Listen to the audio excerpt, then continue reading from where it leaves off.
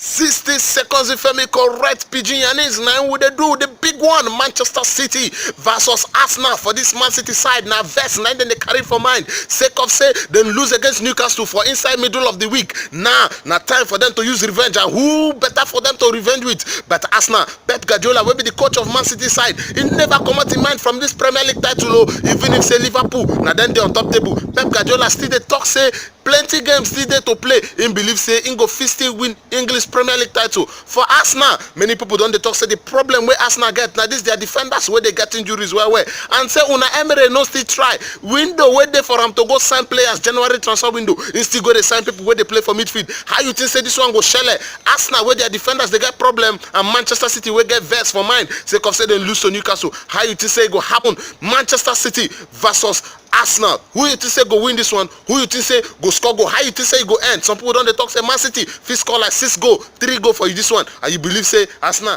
go win?